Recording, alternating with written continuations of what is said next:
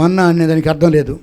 ఆకాశం నుంచి కురిసింది కాబట్టి వాక్యము మన్నా కంటే శ్రేష్టమైంది. వాక్యం అనే ఆహారము నీ ఆత్మకు లభిస్తూ ఉంటే గొప్ప అనుభవం కాదా?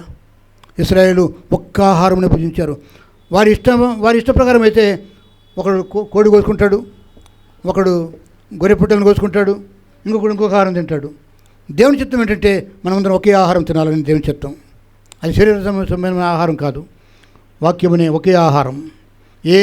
ఎంత గొప్ప సతీష్ గారు చెప్పినా అదే ఆహారము, స్టీఫెన్ పాల్ గారు చెప్పినా అదే ఆహారము, ఇంకొక భక్తుడు చెప్పినా, ఇంకొక పాస్టర్ చెప్పినా ఆహారం అదే. అది ఆహారం ఆకాశం నుంచి వచ్చింది. హల్లెలూయా. అది ఎందు వాక్యముండెను, వాక్యము దేవుని యొద్ద ఉండెను, ఆ వాక్యమే దేవుడు ఉండెను, ఆ వాక్యమే కృపాసత్య సంపన్నుడుగా శరీరధారిగా మన మధ్య నివసించను. హల్లెలూయా. ఎందుకు మనుషులు అటు ఇటు పరిగెత్తున్నారు? స్థానిక సంఘంలో వాక్యం లేదా? ఏమి చూసి ఇక్కడికి వెళ్తున్నారు? నేను ప్రశ్నించను, కానీ మనం ప్రశ్నించుకోవాలి. నన్ను నేనే ప్రశ్నించుకోవాలి. నేను మనకు సంఘం ఏర్పడిన తర్వాత పాటిగడలో ఉన్నప్పుడు కానీ ఇప్పుడు కానీ ఏ మీటింగ్కి నేను పోను. ఎందుకంటే దేవుడికి సరిపోయేంత పరిచయం ఇచ్చాడు నాకు. అక్కడికి పోవాల్సిన అవసరం లేదు, అక్కడికి పరిగెత్తాల్సిన అవసరం లేదు. వెళ్ళటం తప్పని నేను అన్నాను. నెలలో 2-3 సార్లు నాకు ఉత్తరాలు వస్తాయి పాస్టర్స్ ఫెలోషిప్ గురించి.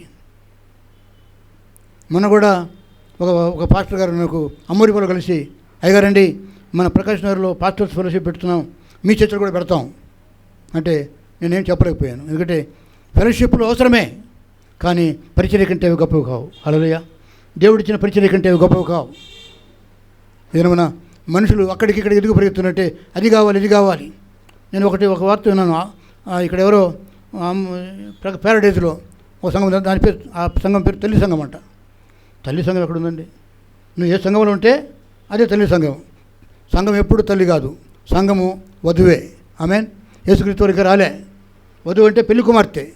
పెళ్లి కుమార్తెకి వివాహంగా తల్లి ఎట్టయిందండి? పెళ్లి కుమార్తె సంఘము యేసయ్య వచ్చి ఆయన గొర్రెపిల్ల వివాహ మహోత్సవంలో సంఘాన్ని వివాహం ఆడితే అప్పుడు సంఘం భార్య అవుద్ది. మనం కన్నట్టుగా సంఘం పిల్లల్ని కందు. మనకనే పిల్లలు ఆత్మీయ పిల్లలు. హల్లెలూయా.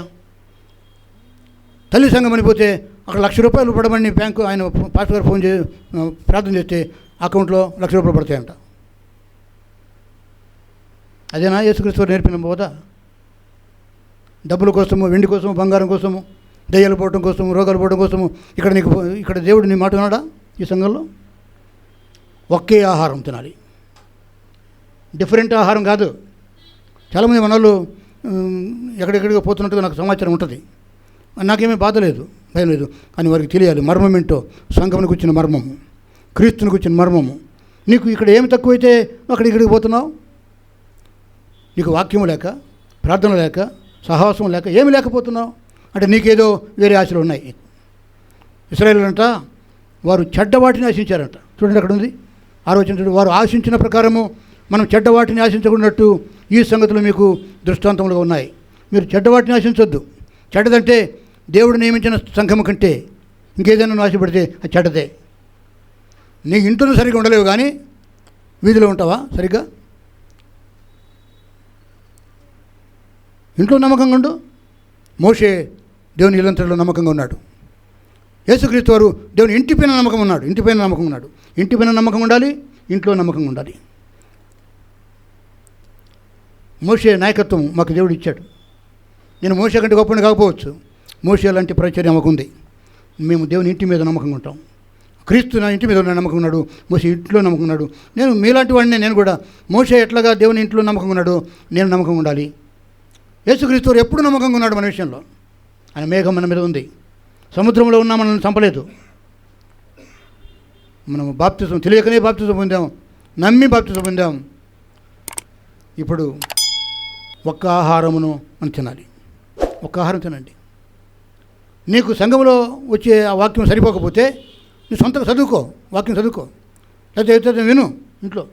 నీ ఇంట్లోనే ఉండు. నేను దేవుడు ఎక్కడ ఉంచాడో నీ ఇంట్లోనే ఉండు. వాక్యాన్ని విను, తిను, బలం పొందు. కానీ అక్కడికి పరిగెత్తొద్దు. అది ఉచితం కాదండి. ఎందుకంటే ఈ రోజుల్లో దుర్బోధ ఎక్కువైపోయింది. మోసకరపు బోధలు ఎన్నో ఉన్నాయి. దైవజనులే దుర్బోధకులుగా మారిపోయారు. నేను ఎవరిని విమర్శించకు చెప్పట్లా. నా మట్టుకు నేను జాగ్రత్తగా ఉంటున్నా. ప్రభా నేను ఎక్కడ కూడా ఎవరిని మోసపరిచే బోధన చేయొద్దు, వాక్యములో ఉన్నది ఉన్నట్టుగా నేను ప్రకటించాలి. ఆ కృప నాకు అనుగ్రహించమని నేను మాట్లాడుతున్నా. నేను ప్రభుతో మాట్లాడుతున్నా. ఎన్ని బలహీనతల వల్ల ఉన్నప్పటికీ కూడా దేవుని వాక్యము ప్రకటించే బాధ్యత మాకుంది. దేవుని వాక్యాన్ని వినిగ్రహించే బాధ్యత నీకుంది. ఒక్క ఆహారమునే నేను తినాలి, ఒక్క ఆహారమునే నువ్వు భుజించాలి. ఒక్క ఆహారము ఒక్క గ్రంథంలో ఉంది, ఈ గ్రంథంలో ఉంది. నా బైబిల్ వేరే, ఆయన బైబిల్ వేరే కాదు. అది పెద్ద బైబిల్, చిన్న బైబిల్ కాదు. అక్కడ పెద్ద క్రీస్తు లేడు, ఇక్కడ చిన్న క్రీస్తు లేడు. క్రీస్తు ఎక్కడైనా పెద్దవాడే, ఘనుడే. ఈ దినమున నీవు మేఘము క్రింద ఉన్నావు, సముద్రం అనే అరణ్యంలో ప్రయాణం చేస్తున్నావు. నడిపించేవాడు ఆయనే. 6 నెలలు నడుస్తావు. నువ్వు మునిగిపోవు, నువ్వు చచ్చిపోవు. అయితే నువ్వు తెలియకుండానే, వారైతే తెలియకుండా బాప్తిసం పొందారు, నువ్వు తెలుసుకుని బాప్తిసం పొందావు.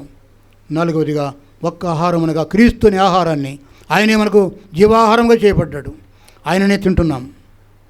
ఈ అనుభవం నీకుందా? తృప్తిపడండి. అక్కడ ఏదో ఉందని చెప్పి పిట్టకథల కోసము,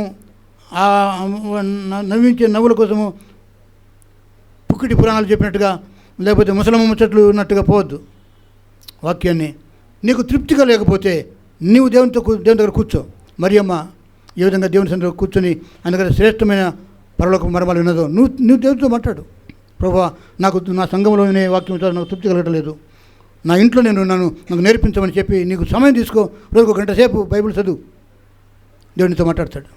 ఎందుకు అక్కడికి ప్రయత్నం? వ్యర్థం కదా, సమయం వేస్ట్. నువ్వు దేవునితో ఉండలేక మనుషులతో ఉండడానికి ఇష్టపడుతున్నావు. జాగ్రత్త. చెడ్డవాటిని నేను ఆశించి దేవుని దూరం కావద్దు. 4వదిగా క్షమించండి, 4వది ఒక్క ఆహారము, అది యేసుక్రీస్తు వారు యొక్క శరీరం అనే రొట్టె ఆహారం తింటున్నాం. ఆ తర్వాత 5వదిగా ఒక్క పానీయము. సమరయ స్త్రీతో యేసు ఏమన్నాడండి? నేను ముగిస్తున్నాను. సమరయ స్త్రీతో ఏమన్నాడంటే, నువ్వైతే యాకోబు బావిలో నీళ్ళు తాగుతున్నావు, ఈ నీళ్ళు తాగితే మళ్ళీ నువ్వు తప్పుకుంటావు. నేను ఇచ్చే నీళ్ళు తాగితే అది ఎలా ఉంటుంది? నీ కడుపులో నుంచి ఊరిడి నీటి బుగ్గ వలె ఉంటుంది. నేను ఇచ్చే నీళ్ళు తాగితే నువ్వు మళ్ళీ తప్పుకున్నావు.